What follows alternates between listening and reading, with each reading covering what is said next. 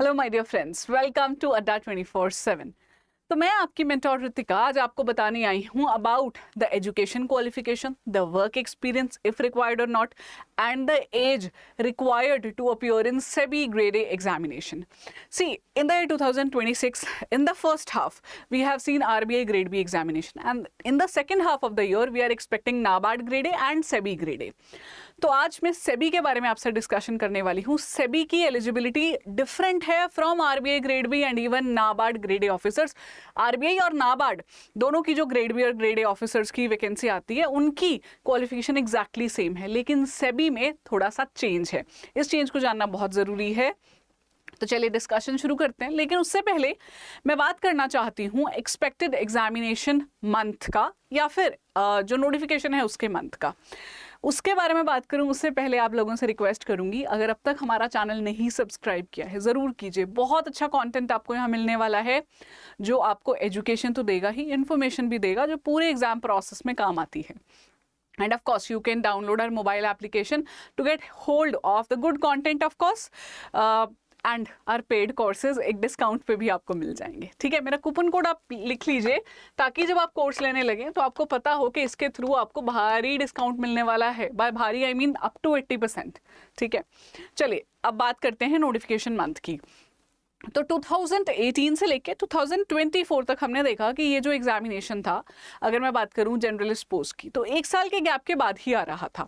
2018 में सितंबर में आया, देन 2020 में मार्च में, 2022 में अगेन इट वाज इन जनवरी, और 2024 में मार्च में शॉर्ट नोटिफिकेशन आया, पर डिटेल फिर जून में आता, थोड़ा डिले हो गया था.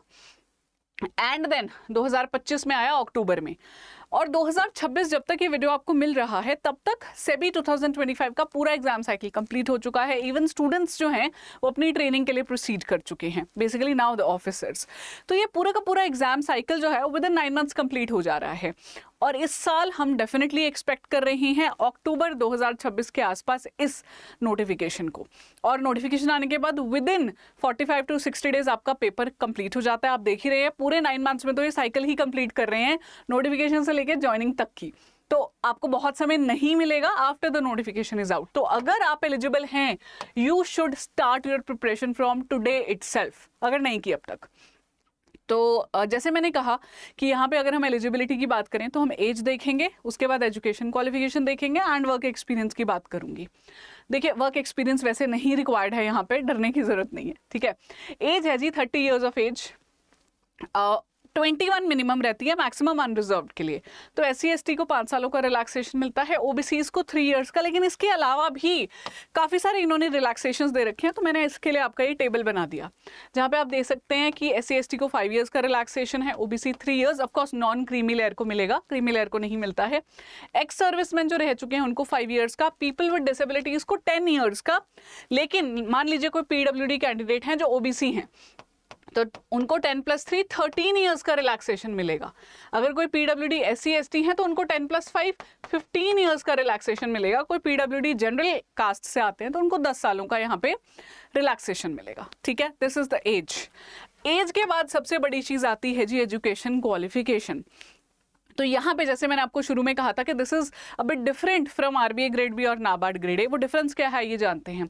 सबसे पहले तो इस एग्जाम में अप्लाई करने के लिए या तो आपके पास होनी चाहिए मास्टर्स डिग्री या पोस्ट ग्रेजुएशन डिप्लोमा मिनिमम 2 सालों का, किसी भी डिसिप्लिन में किया हो. ध्यान से सुनना, there is no requirement of doing it in economics finance. कोई स्पेसिफिक ऐसी डिग्री नहीं है, कोई भी मास्टर्स आपने की है या पोस्ट ग्रेड डिप्लोमा किया है, you can apply for this examination.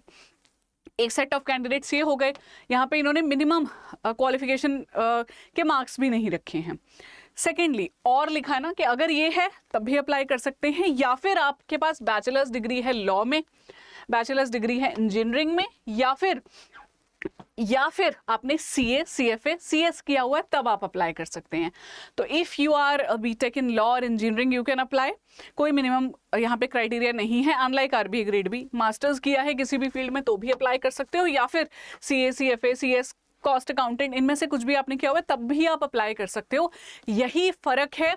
बाकी सभी जो एग्जाम्स हैं आपके आरबीआई नाबार्ड के और सेबी के क्राइटेरिया में. Now as I said about the work experience, तो you need not have any kind of work experience.